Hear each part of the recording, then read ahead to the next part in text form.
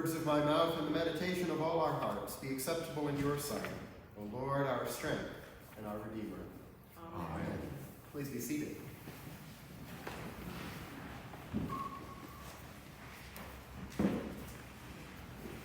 Today's gospel lesson is, on the one hand, different from the last several weeks. For the last several weeks, we've been given parables. And today's story is not really a parable. And at the same time, it's similar to those other stories because of the context surrounding it. For the last several weeks, our gospel lessons have taken place with Jesus in the city of Jerusalem, in his final few weeks of ministry before he is crucified. And so he is under intense scrutiny and intense stress over these last several weeks, and indeed in today's story as well. And we see him name that situation when he asks, "Why are you putting me to the test? Why are you putting me to the test?" Whereas the last several weeks have seen agrarian settings for the parables, today we're presented with a teaching about money. Many times we like to think of this story as having something to say to us about the two different worlds that we inhabit. On the one hand, the economic and political world, the world as we know it out there, and on the other hand, the religious world. And certainly there is something to be learned by thinking about this story with those two things in mind. Today I invite us to explore this story through the lens of one of the great commandments, that there is no other God but God.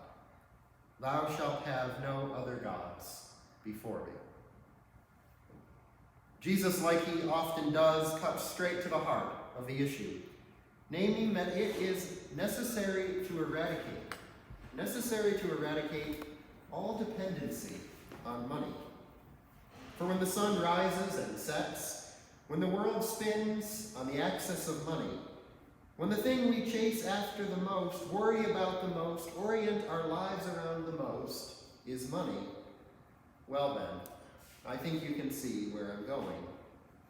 Thou shalt have no other gods but me. Without a doubt, money is a critical tool in our lives. It enables us to do things, to put a roof over our head, to fill our stomachs, to enjoy life. And without a doubt, too many people in our society have too little money, to the point where they cannot put a roof over their heads, cannot fill their stomachs, cannot enjoy life without being riddled by anxiety and stress. And yet in any scenario, money is a tool, not an end in itself, not an idol, not a God that we put before God. Jesus knows well the possibilities that money can unlock for ministry, the wonderful things that it can enable, for improving the lives of God's people, for making the world a better place. And yet in this story, he has in mind the dark side of money too, and the oppression and the exploitation that it can bring about. How it can make people's lives worse if we're not careful. How it can destroy relationships with each other, relationships with God, can even destroy the earth itself. Jesus says, "Give therefore to the emperor the things that are the emperor's, and to God the things that are God's." Jesus is inviting us to give back to Caesar, to give back to the emperor, to give back to the God who is in fact no God at all, his means of exploiting and forgetting others. To give back and to rid ourselves of the oppressive power of whatever it is that binds us, including money. Jesus is inviting us into a new relationship with money, a relationship that puts it in its place as a tool to enable human existence and human flourishing, and strips it of its power to create misery or suffering or exploitation. The emperor in this story stands in for so much more than a literal emperor. He signifies anything and anyone that would distract us from keeping God front and center in all that we do. For you see, there do not exist two separate worlds that do not interact, one political and one religious. No. For God does not constitute simply a defined realm of spirituality or religion, but God defines everything. God is the truth that underlies the very existence, the very foundations of the universe. Religious, secular, economic, political. What is God's is nothing less than everything. In Jesus' line of questioning in this story, he questions not just who the coin belongs to, but also who the questioners belong to, who we belong to. Do we belong to the emperor? Do we belong to money? Does the tail wag the dog?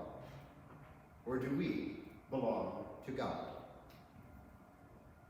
Jesus, in his final weeks on earth, is not interested in the other kings of the world, the other emperors of the world, the other gods of the world, for he alone is God. He alone is king. And he is asserting his power and his authority over everything, as underpinning the very structure of the universe and all that is therein.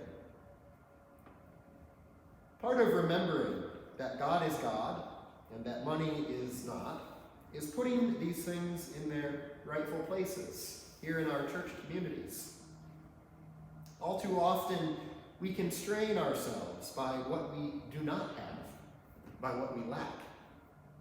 In our churches, we observe the money or the other resources that we do not have, rather than celebrating and giving thanks for the resources that we do have. Human resources, financial resources, physical resources. When we spend our time focused on what we don't have, on what we are not able to do, well then guess what? We frequently find ourselves paralyzed, unable to take even one step forward. Because as it turns out, in any given place, God's people do not need money to gather together. They do not need money to pray. They do not need money to engage in ministry. All of these things can and do happen in the absence of money. Money is but a tool to further enhance these things and to expand them.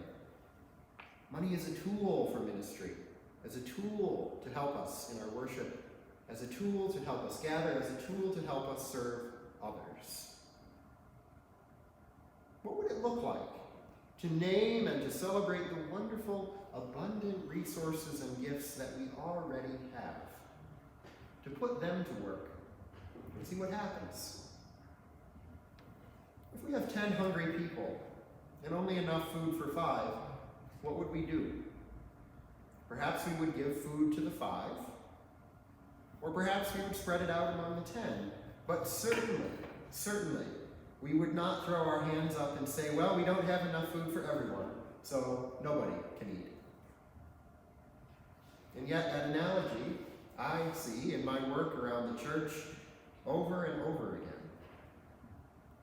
So our invitation from God, my friends, our invitation from God is to keep God front and center in all that we do, to realize that it is only by God's most gracious favor and gifts that the world goes round, and that our task as followers of a crucified and risen Christ is to use God's gifts, the gifts that we've been given, individually and collectively, to make this world just a little bit better, to alleviate the suffering of others whenever we can. Let us give back to the emperor and to any other gods that we may have.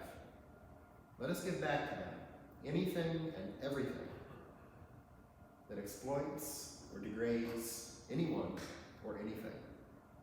And then let us give to the living God that we are gathered here this day to worship, those things that are his. Thanks and praise, honor and glory, and our commitment to follow God all the days of our lives. striving to love our neighbors as ourselves.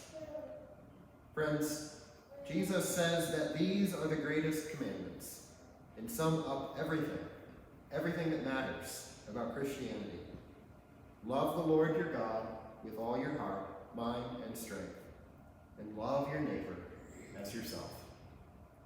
May it be so at St. Andrew's and across the whole world.